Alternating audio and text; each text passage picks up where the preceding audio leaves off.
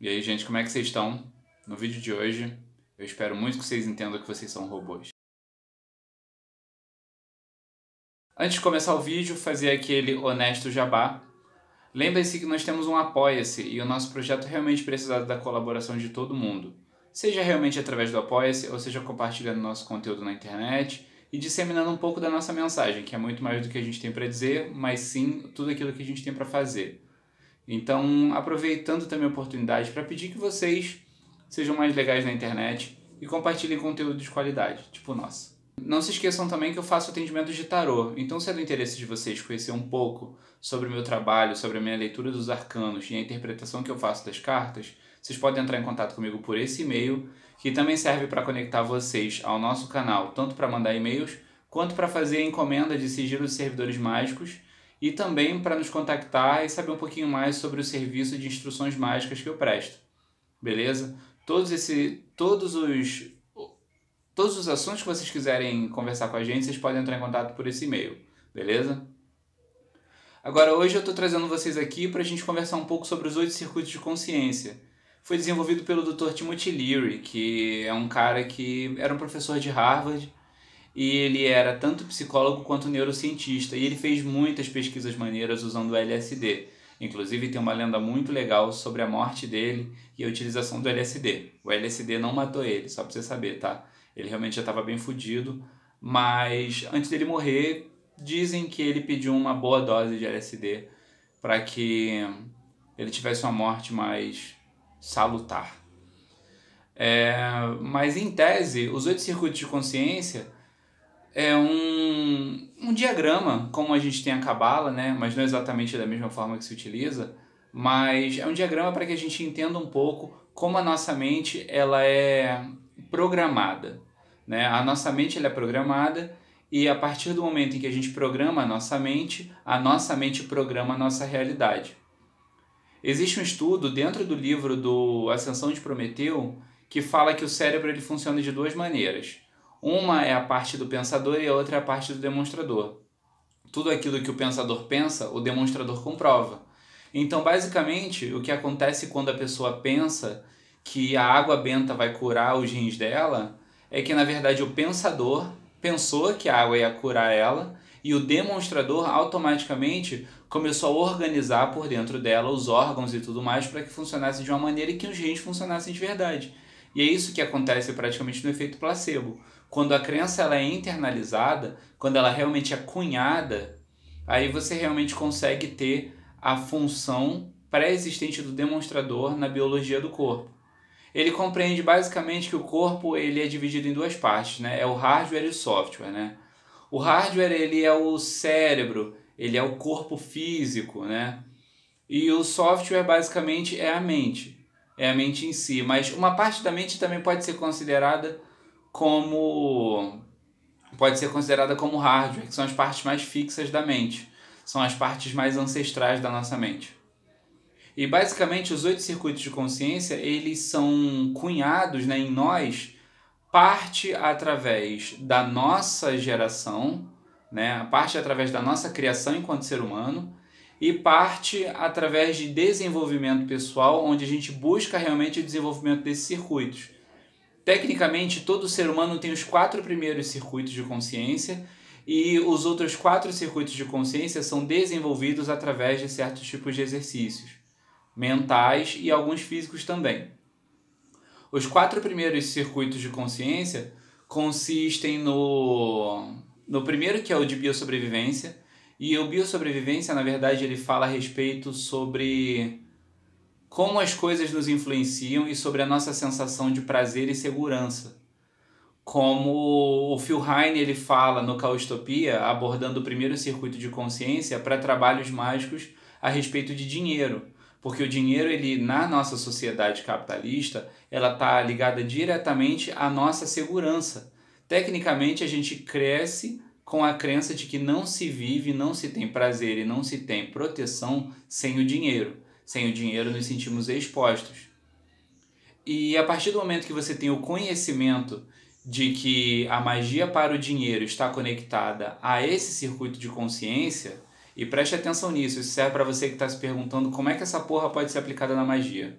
A partir do momento que você compreende que o ritual mágico para dinheiro ele consiste em magia que afeta o nosso primeiro circuito de consciência, a gente consegue, através de meditações, através de afirmações positivas e várias outras coisas que auxiliam na nossa programação mental, a adaptação e o conhecimento de si para que a gente construa uma narrativa de ritual mais apropriada dentro da nossa necessidade de proteção ou da nossa necessidade de espaço. Até porque a gente tem que levar em consideração que esse circuito fala sobre as primeiras experiências com a nossa mãe, seja sobre ter um excesso da nossa mãe ou seja sobre ter uma ausência da nossa mãe. Não só da mãe como do pai, mas principalmente da mãe, porque é o primeiro contato físico direto. E isso impacta diretamente a nossa psique, que naquele primeiro momento ainda é uma folha completamente em branco e lisa. E que a partir daquele momento que ela tem contato com outro ser humano e com o mundo, ela começa a ser marcada através da manipulação desse papel, né, que é a criança.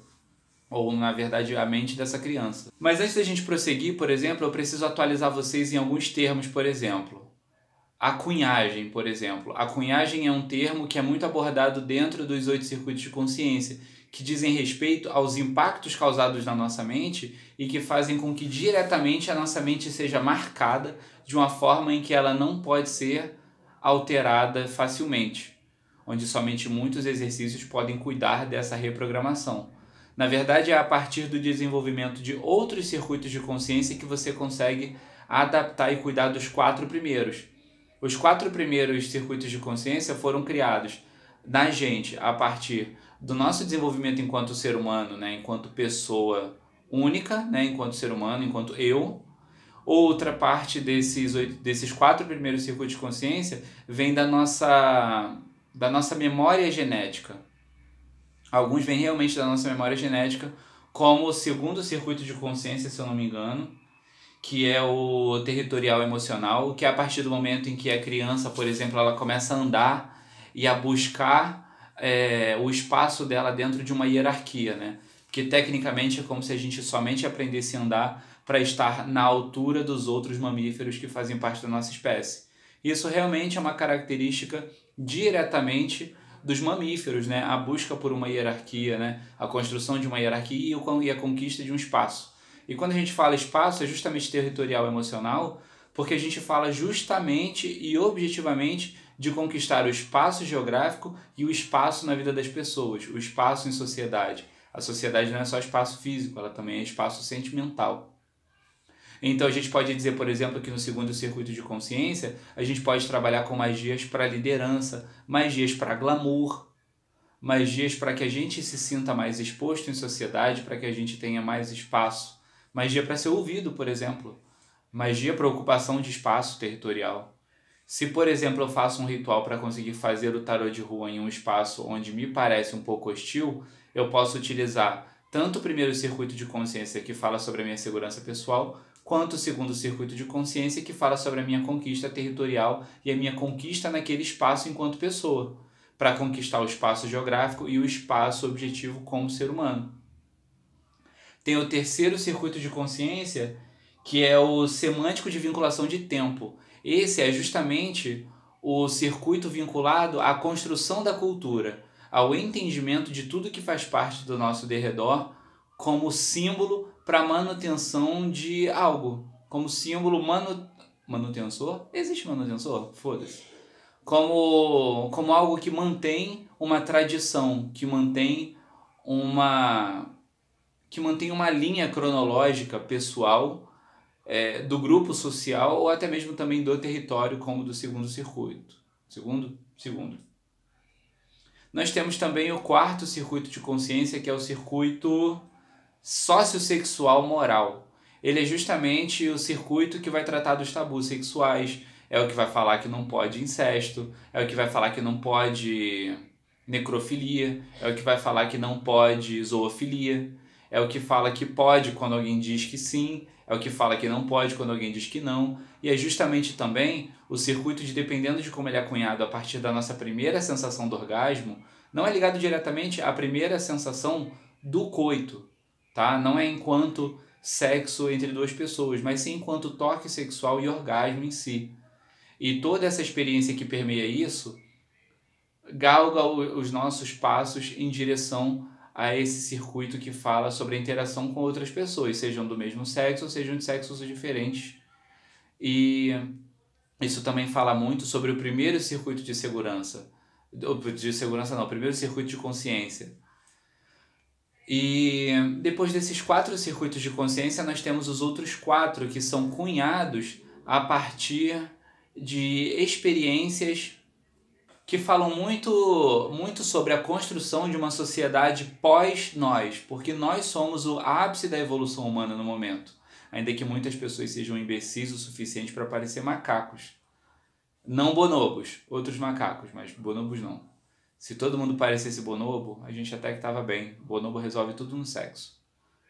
Mas, na verdade não tanto. Resolver tudo na base do sexo também fala sobre um desequilíbrio no 4º circuito de consciência, né?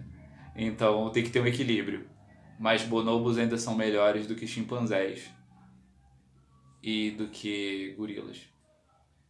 Mas os outros 4 circuitos de consciência falam muito sobre a evolução da consciência humana, que falam sobre experiências realmente holísticas. Tanto que o 5º circuito de consciência, que é o primeiro desse 2º grupo, ele fala justamente sobre o circuito neurosomático holístico, que é obtido através de experiências, que na verdade é o circuito que nos traz os insights, que ele surge em nós a partir das experiências com as yogas físicas e mentais. E quando Robert Anton Wilson, na Ascensão de Prometeu, trata sobre yogas físicas e mentais, ele fala sobre inúmeros tipos de meditação. Podem ser com ou sem a quimiognose, já que a gnose é simplesmente o estado alterado de consciência.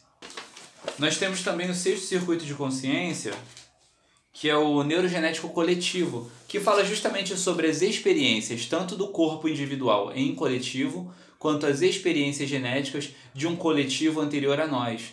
É um circuito que fala sobre as experiências da ancestralidade. Eu poderia dizer até ousadamente que o 6º circuito de consciência ele fala sobre necromancia. Ele fala sobre o contato com aquilo que veio antes de nós e que faz parte de nós. Os ancestrais são parte de nós, mas vieram antes de nós. O 7º circuito de consciência é o circuito da magia do caos, da beleza da magia do caos, que é o circuito da metaprogramação. É o circuito que eu falei com vocês, que a partir do momento em que ele é instaurado no nosso corpo, a gente é capaz de adaptar os outros circuitos de consciência. Então você aí que tem problemas no seu primeiro circuito de consciência, a partir do desenvolvimento do 7º circuito, você consegue cuidar dele. Então você consegue reprogramar a sua mente, porque o circuito da metaprogramação ele te traz a um estado de consciência presente da manipulação da sua crença. E no momento em que você manipula a sua crença, você é capaz de, ao mesmo tempo, crer fielmente nela, mas ainda assim entender que ela é descartável e passiva de alteração no momento em que você sentir necessidade da libertação dela. Porque você opta pela prisão a ela até o momento em que ela perde a utilidade. Como a gente na magia do caos que escolhe um paradigma para basear a nossa prática, em determinado momento a gente abre mão dela, porque nada mais nada menos a magia do caos é uma metaprogramação, né? É uma metacrença. Ela depende de uma crença anterior. E a metaprogramação ela depende de algo que veio antes para ser programado. Então é justamente o circuito da programação de tudo aquilo que veio antes. Então, com o 7º circuito instaurado, você é capaz de adaptar todos os outros 6 anteriores e o 8º posterior, inclusive. Apesar do 8º posterior ser, na verdade, o circuito quântico não local, que fala, na verdade, sobre a mente que não habita o corpo. E quando a gente fala de mente que não habita o corpo, a gente fala sobre experiências de quase morte, experiências absolutas com LSD, com ayahuasca, e experiências químicas e algumas coisas do tipo assim, onde a gente consegue reconhecer que a mente em si ela não habita o corpo e nem o tempo, e que tudo isso na verdade é um tipo de linguagem que o nosso hardware, né, o nosso corpo precisa para que ele consiga interagir com tudo que está ao nosso redor. Eu espero que esse vídeo esteja sendo bastante claro para que vocês entendam a utilização prática dos circuitos, porque somente entender de forma conceitual não vale a pena. É melhor que você volte para a Cabala se você é mais preciosista com essas coisas, porque os 8 circuitos de consciência, sem prática, eles não são nada. Na verdade, como qualquer outra coisa de magia. Serve até dentro de um contexto filosófico, mas ainda assim ele precisa da prática da filosofia, o exercício do pensamento humano e o encaixe disso na vida prática, porque a filosofia que não se encaixa na vida prática, ela é devaneio, e aí não tem necessidade, saca? Então, eu espero que vocês tenham entendido, porque na verdade os 8 circuitos de consciência, eles servem para mostrar a raiz das coisas. É como quando alguém pega um câncer. O câncer, ele não é um problema, ele é um sintoma, o problema ele é anterior. A ansiedade, ela não é um problema, ela é um sintoma, o problema em si é anterior. E quase todos os males do mundo são sintomáticos, porque a raiz de tudo é mental. Então, quando você entende que a raiz de tudo é mental, porque a nossa realidade ela é desenvolvida a partir do pensamento, onde a gente pensa e entrega material para o demonstrador criar ao nosso redor isso, porque na verdade quando a gente pensa, por exemplo, que a gente é odiado pelas pessoas na faculdade ou na escola, a nossa autoestima ela só fica abalada porque o pensador pensou e o demonstrador buscou, e no momento em que caso não tenha encontrado realmente validade no discurso, ainda assim ele começa a entrar em neurose e começa a inventar. Porque é aquilo, o que o demonstrador não consegue demonstrar de forma prática, ele desenvolve e ele cria. E a partir do momento em que a gente entende que o pensador pensa, o demonstrador justifica, a gente também pode usar o pensador e o demonstrador dentro da prática mágica. Através, é claro, de um diagrama quase que filosófico de como encontrarei um jeito de praticar esta porra, já que eu já entendi. Porque se você realmente entendeu, você sabe praticar. Tudo aquilo que você entende, você consegue praticar. Seja dentro do campo da matemática, seja dentro do campo das ciências sociais, de qualquer local, de qualquer coisa. Tudo aquilo que você entende, você consegue praticar. Então espero que esse vídeo tenha sido claro. Caso vocês tenham alguma dúvida, deixem nos comentários. Consigo encontrar mais pessoas próximas de vocês para passar um pouco desse conhecimento. Tem o meu amigo João Maia Peixoto, que ele é uma pessoa muito boa no parateatro, ele é instrutor de parateatro, e o parateatro é um sistema que é de um teatro pessoal que trabalha os 8 circuitos de consciência através, né, do desenvolvimento do Antero Ali.